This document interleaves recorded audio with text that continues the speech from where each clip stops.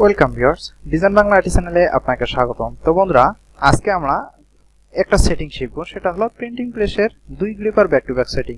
তো এতদিন থেকে আমার চ্যানেলে যে আপনারা ব্যাক টু ব্যাক সেটিং গুলো দেখতেছেন, এগুলো আসলে pin back to back setting, এবং হয়তোবা আরো আমি 2 gripper back to back setting দিয়েছি। তো এটা আসলে কি? তো প্রিন্টিং প্রেসে এই সমস্ত সেটিং এর ফর্মুলা কিন্তু আপনাদের জানা উচিত। তো এই বিষয়ে আমি আসলে কিছু কোর্স গুলো অ্যাক্টিভ ভাবে তৈরি করতেছি, যে কিভাবে আপনি সেটিং দিবেন 1 gripper 2 gripper back to back সব ধরনের এগুলো কোর্স পেয়ে যাবেন। তো আশা করি আমি তার আগে এই সেটিং সম্পর্কে আমি আপনাদের সঙ্গে আলোচনা করতেছি। তো এখানে দেখুন, আমার গ্রিপারে একটা লেখা আছে কথা, যে এটা হচ্ছে প্রোডাক্টের নাম, ডেট, কোনো প্রবলেম না। জাস্ট এখানে দেখুন 2 গ্রিপার ব্যাক টু ব্যাক, কিন্তু অন্যান্য সেটিং এ দেখবেন এখানে just pin back to back অথবা ব্যাক টু ব্যাক, ঠিক আছে, ব্যাক টু ব্যাক প্রিন্ট। তো এখানে লেখা কেন 2 গ্রিপার? তো 2 গ্রিপার ব্যাক টু ব্যাক তার মানে হলো, এই যে দেখুন, এই যে প্রোডাক্টটা দেখতে পাচ্ছেন, একটু আনগ্রুপ করে নেই,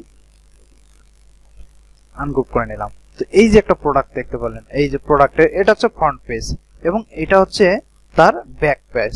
তো ব্যাক পেজটা একটু সোজা করে নিচ্ছি আমি এখানে। তো দেখুন, তো এটা হচ্ছে ফ্রন্ট, এটা হচ্ছে ব্যাক। তাহলে এই ফ্রন্টের ব্যাকে কিন্তু এটা প্রিন্ট হবে। তাহলে আমি সেটিং দিলাম কেমনে, এখানে একটা, এখানে একটা। তাহলে আমরা এতদিন যে আমরা pin back to back setting শিখলাম, সেটা হলো এই যে ডানে এখানে একটা থাকবে এবং তার বিপরীত এর বিপরীতে প্রিন্ট হবে কোনটা, এই যে এদিকে। তাহলে এখানে এটা প্রিন্ট হবে এটার সাথে। তাহলে কিন্তু আমার কিন্তু সেটিংটা এটা কিন্তু তাহলে পুরো ভুল হচ্ছে যদি আমি পিন ব্যাক টু ব্যাক সেটিংটা হয়ে থাকে।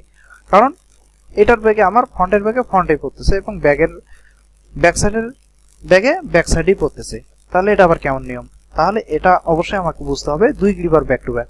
তাহলে আমার হচ্ছে কি, আমরা পুরো ফুল শিটটা, মানে এটাও 22-28 সেটিং, তাহলে আমরা এটাকে একবার ফুল শিট একদিকে ছাপবো। ছাপার পর জাস্ট এই যে কাগজটা আছে ঠিক 180 ডিগ্রি ঘোরানো হবে, তখন এই গ্রিপারটা চলে যাবে। মানে এই যে কাগজের যে ছাপাগুলো হলো, এই ছাপার ডিজাইনটা চলে যাবে এদিকে, এবং এই ডিজাইনের যে অংশ আছে এটা চলে আসবে এদিকে, এবং অফসাইডটা কি হবে, একদম একটা সাদা হোয়াইট বোর্ড হয়ে গেল, ঠিক আছে। কারণ একদিক দিয়ে আমাদের ছাপা হয়ে গেল, ওই ছাপা অংশটা নিচের দিকে পড়ে গেল। 180 ডিগ্রি ছাপানোর পর, আমরা যখন ছাপানোর পর 180 ডিগ্রি ঘুরাবো, এটাকে 2 গ্রিপারে ঘুরাতে হবে, তখন এই ছাপাটা চলে যাবে এদিকে এবং এই ছাপাটা চলে আসবে এদিকে এবং নিচের দিকে হয়ে যাবে, এবং অপোজিটটা যে উপর দিকে চলে আসলো সেটা সাদা অংশ থাকবে, সেটার উপর আবারও প্রিন্ট হবে। তখন আবার কি হবে, এই ব্যাক সাইডটা এখানে প্রিন্ট হবে এবং এই ফ্রন্ট সাইডটা এদিকে প্রিন্ট হবে। তাহলে আমার কিন্তু একটা ব্যাগের পিছনে ফ্রন্ট এবং ফ্রন্টের পিছনে ব্যাক প্রিন্ট হয়ে গেল। এটা হচ্ছে 2 গ্রিপারের নিয়ম, ঠিক আছে। তো আসলে এই 2 গ্রিপারটা ঠিক এভাবেই তৈরি করা হয়েছে। তো আমি আপনাদের সুবিধার্থে ফেলে দিলাম। ফেলে দেওয়ার পর এখানে দেখুন এটা সাইজ কত ছিল, আমি সাইজটাকে আপনাদেরকে একটু জানাই। যে সাইজটা ছিল এখানে 6.95 এবং 10.15, মানে আর একটু ছোট আছে, এটাকে আমি 2 মিলি ওভার দিয়ে নিয়েছি। তো যাই হোক, 2 মিলি ওভার দিছি, এটা কারণ এক এক দিকে এক এক রকম কালার, তো এটা অবশ্যই ফিনিশিং এর জন্য আমার 2 মিলি দরকার আছে। তো এটা এমন একটা সাইজ, এটা হচ্ছে 2 গ্রিপারে সেটিং দিতে হবে, যেহেতু আমাদের 8 কাট সাইজ মার্কেট প্লেসে সবসময় পাওয়া যায় 22-28। তো এই 22-28 সাইজে আমাদেরকে সেটিং দিতে হবে। এর চেয়ে ছোট সেটিং এ দিতে পারি, তাহলে আমাদের ওয়েস্টের সাইজ হয়। তো এই কারণে দেখুন, এটা আমার 5.10-7 প্রায়, তাহলে 4 সাথে আমি 28 পাচ্ছি, এবং এদিকে 10.20, মানে 22-এর দিকে 20 এবং এদিকে 28-এর দিকে 4 টুকরা, এই একটা করে সাইজ এই শোকাটে। তাহলে আমরা 2 গ্রিপারে দিতে পারতেছি। তা এখন আমরা এটাকে সেটিং দেব। তো আমি চাইছিলাম যে এই কাঠামোটাও তৈরি করব। তো কাঠামোটা তৈরি করা একদম ইজি ব্যাপার। জাস্ট আপনি এই যে ডিজাইনটা যে দেখতে পাচ্ছেন, এটা আপনার অরিজিনাল কাটিং সাইজ এবং এটা হচ্ছে ব্লিক মার্ক, মানে 2 মিলি ওভার। জাস্ট এই দুটোকে নিয়ে আপনি এই কাঠামোটা তৈরি করবেন। আগের ভিডিওতে আমি দেখাইছি যে কাঠামো কিভাবে তৈরি করতে হয়। কাঠামোটা তৈরি করলেন, কাঠামোটা তৈরি করার পর এখানে দেখুন আমি রেজিস্ট্রেশন মার্ক দিয়েছি এবং কাটিং মার্কগুলো খুব সুন্দরভাবে বসিয়ে দিয়েছি। হ্যাঁ, এটাই, আর কিছু না। এবং এখানে জিপি মার্ক দিয়ে দিয়েছি। এই জন্য আমি একটু সময় না নিয়ে এই কাজটা একটু আগিয়ে নিলাম, যে আমি এটাকে আর বানাবো না। এখন আমি এটাকে সেটিং দেব। তো সেটিং দেওয়ার জন্য আমি 2 গ্রিপারে কিন্তু সেটিং দেবো, এটা অবশ্যই মাথায় রাখবেন। হ্যাঁ, তো 2 গ্রিপারে সেটিং দেওয়ার জন্য আপনি একটা কাজ করতে পারেন।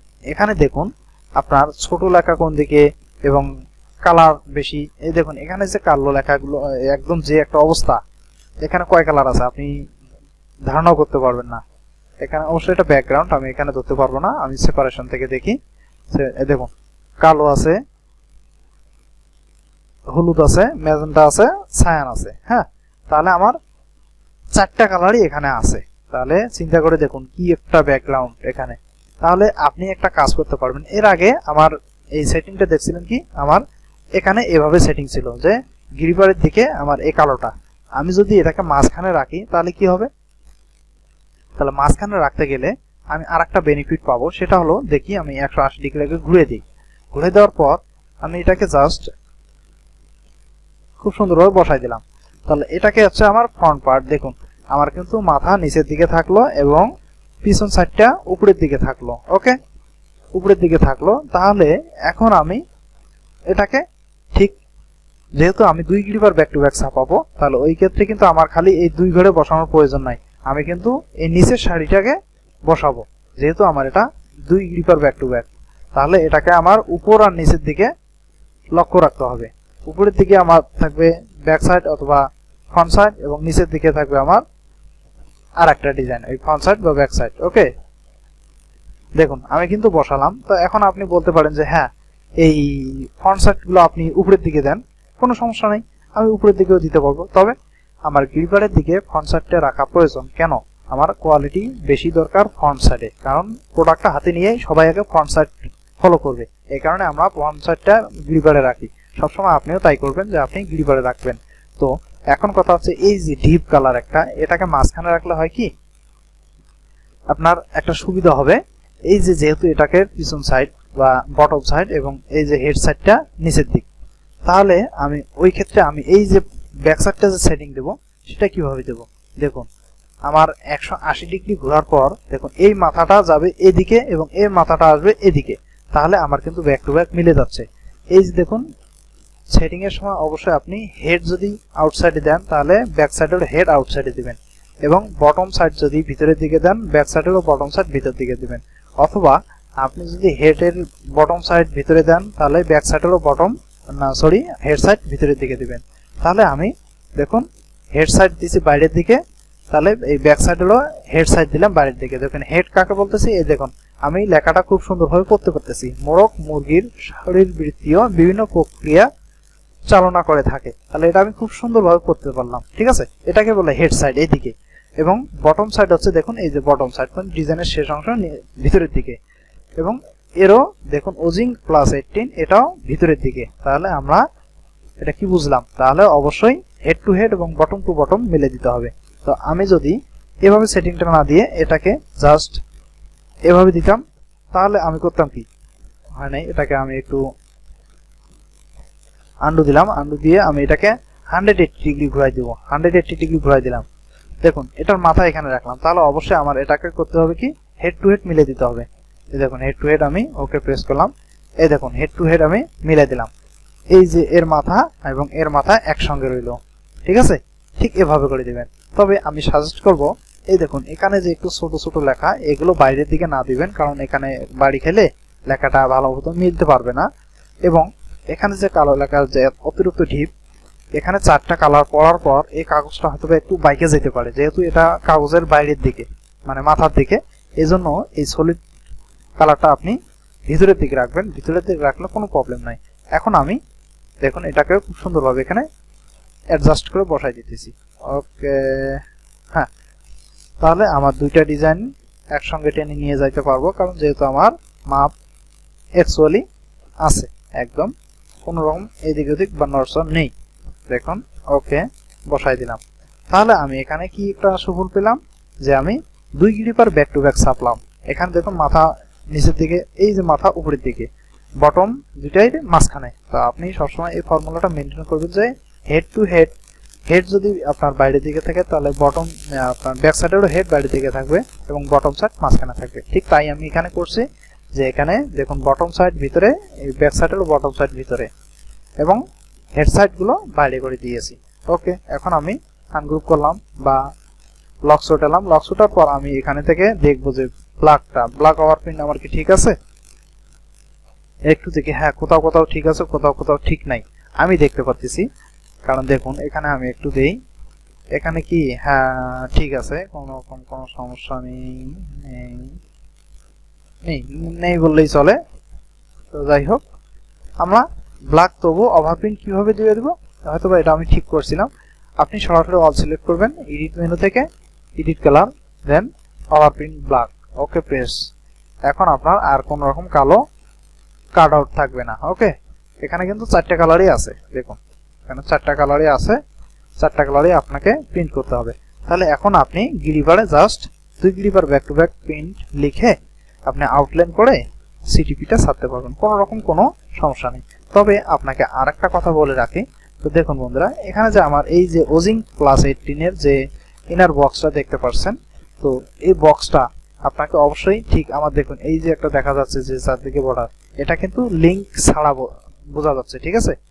তো এটাকে যদি আপনি দেখেন যে যে কোনো ডিজাইন, শুধু এই ডিজাইন না, যে কোনো ডিজাইন যদি আপনি বা ছবি, যে কোনো ছবি, ডিজাইন বা ছবি, যে কোনো ছবি আপনি ইলাস্ট্রেটরে নিয়ে আসলেন, নিয়ে আসার পর দেখবেন ছবিটার সিলেক্ট করার সঙ্গে সঙ্গে এই উপর থেকে নিচ এবং একটা ক্রস চিহ্ন সিস্টেম, একটা লক সিস্টেম দেখা যায়। হ্যাঁ, আমি হয়তো আমার এখানে ছবিটা নাই যেন বুঝতে পারতেছি না।